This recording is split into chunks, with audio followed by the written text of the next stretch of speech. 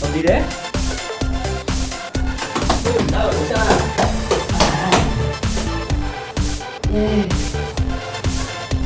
YouTube gửi này.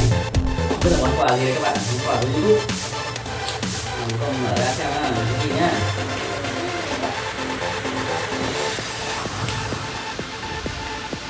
Wow, nút vàng.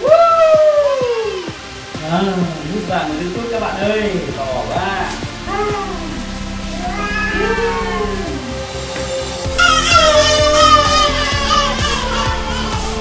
Nút vàng của YouTube các bạn ơi. Đây 1 triệu sub. Đẹp chưa? Phải chưa rồi à? Cảm ơn các bạn đã ủng hộ kênh BaBiBum của chị em Ngọc Vân và Hải Nam.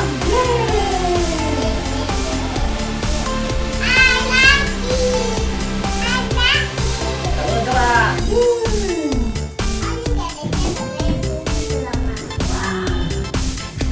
Đẹp quá.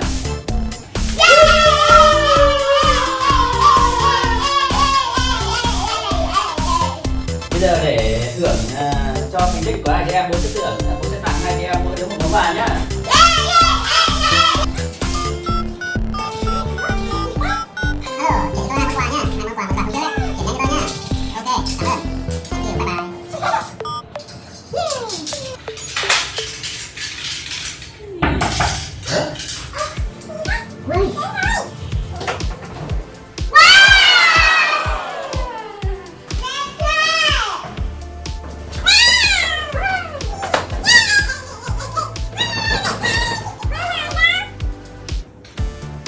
Đẹp không? Đẹp không? Nữ hoàng Elsa. Mở ra nhá. Mở ra nhá. Mama đó.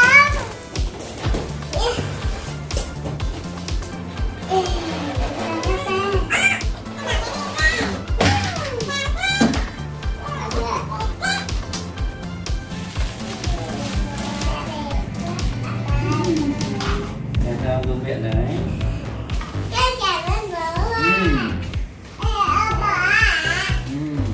Chị ăn ngon lắm. Giờ muốn mở ra không nhá.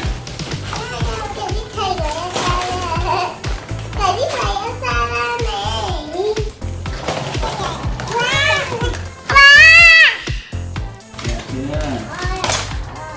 Tô này.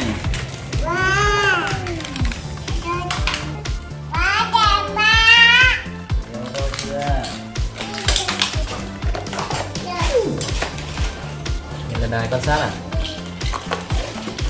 Wow, thành chiếc tàu ngầm rồi. Tàu ngầm chạy nhá.